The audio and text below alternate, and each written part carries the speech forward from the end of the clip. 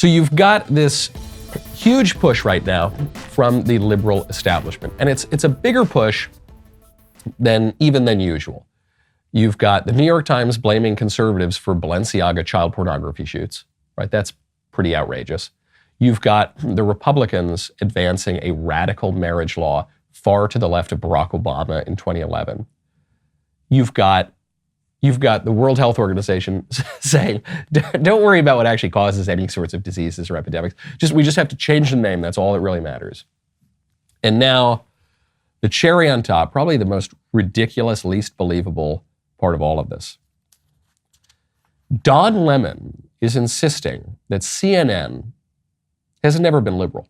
Chris, look, he's the CEO of CNN. Right. He's your boss now. Oh, he's not there anymore. He used to stand right over there. He used to stand right over there and hit the applause sign right before into commercial. Basically, all his job was. And now he's got a really hard job, which is running CNN. The word on the street is that you guys aren't allowed to be liberal anymore. Is that the case? I don't think we ever were liberal. What? Yes, I don't think we ever were liberal. Not me saying that. That's the people out there saying that he's not letting you be liberal anymore. Well, I think what Chris is saying is that he wants Republicans, sensible Republicans. He wants us to hold people to account, but he wants people to come on and feel comfortable with coming on and talking on CNN and appearing on CNN. So if you invite someone in your house, you want to make them comfortable, but also by the nature of what we do, we have to hold people to account.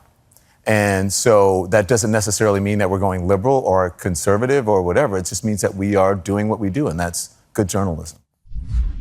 That is not true. That has never been true.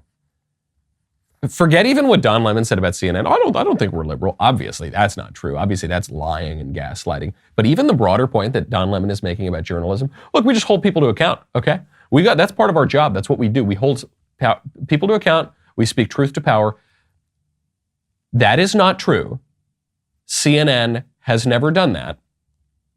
Listen, we've just got to be objective. We're not right or left. We're not liberal or conservative. That's what journalists are. We're just objective. That is not true. That has never been true. That's not just the case with CNN. That's the case with all of journalism. The idea of the objective journalist who speaks truth to power is a complete fantasy that has never existed in the history of the world. Okay? Journalism is when powerful interests seek to get their message out. That's what journalism is. And occasionally it's when not so powerful interests, like individuals with an agenda, with a perspective on the world, try to get their message out too. That would be independent journalist or alternative journalism or citizen journalism. But it all has an agenda.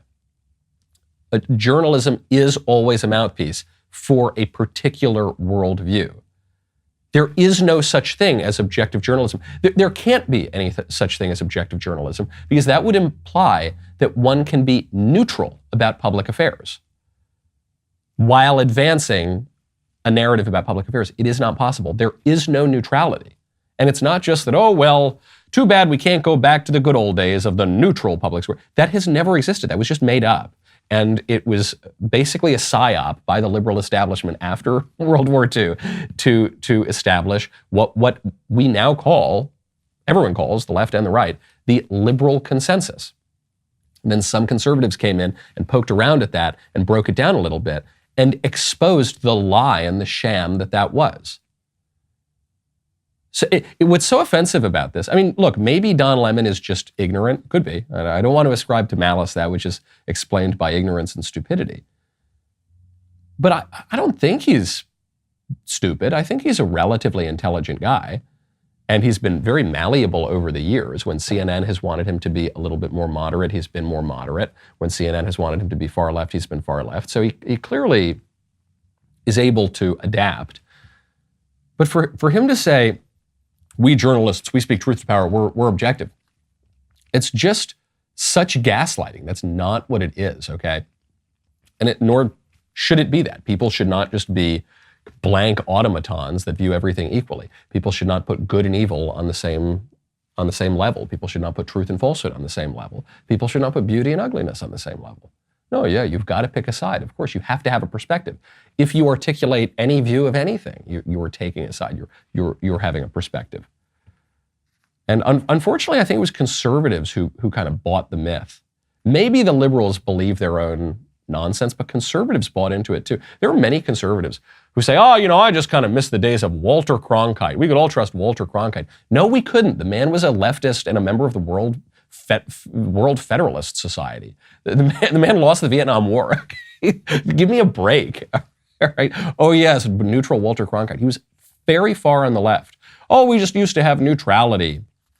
No, we did not. There is a little glimmer of hope coming out of even America's blue cities. It seems like everything in the blue cities is just going from bad to worse to worse to worse all the way down the slippery slope. And you've seen this in some of the crime statistics and footage out of Philadelphia or Los Angeles or Chicago or wherever. But if you look at New York right now, the Democrat mayor of New York, Eric Adams, has, you got to give credit where credit's due, done something that actually will likely improve the city. People with severe and untreated mental illness who live out in the open, on the streets, in our subways, in danger and in need.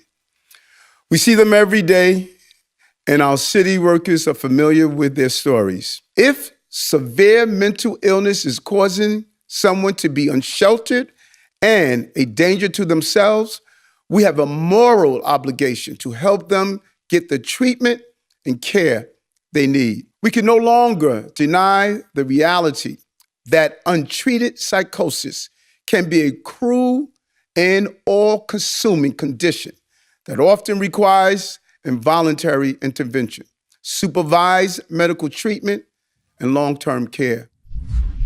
This is the right policy.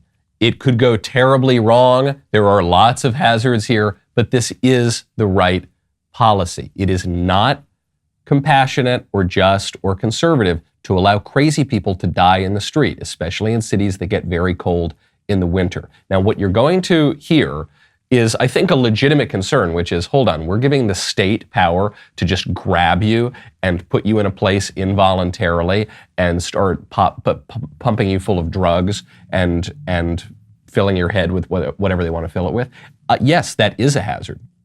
Makes us all think, especially people who are civil libertarians, I don't know, I don't want to give the government that power. That was one of the arguments that led to the abolition of the insane asylums in the first place in the middle of the 20th century.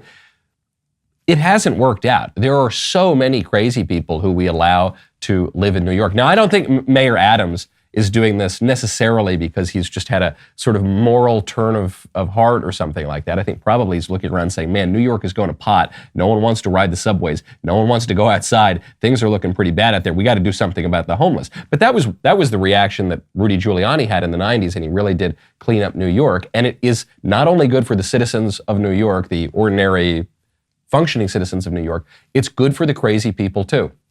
Now, the ideal situation would be that families are stronger, that communities are stronger, that churches are stronger, and that they can take these people in. But that doesn't always work. A lot of crazy people on the street don't have any family left anymore, or they don't want to accept help from the organizations that are offering them services and that are powerless if the crazy people don't want to go. We need the power to involuntarily commit crazy people for their own good, for our good, for the common good. And this does not mean that we're now just like the left if we're going to use government power to do whatever. No, it depends on what you're using government power for. If you're using government power for good things within their proper limits and their proper place, that's good. If you're using government power for bad things, that's bad, okay? But it is childish and morally blind to say, well, because government power can be used for a bad thing, we're not going to use it at all. That is what has led conservatives to be a completely useless force in American politics, and it's what's led to this social breakdown that we are seeing all around us. So it's kind of weird to say it. I guess a stopped clock is right twice a day. Good job, Mayor Adams. This is the right thing, and conservatives should take note.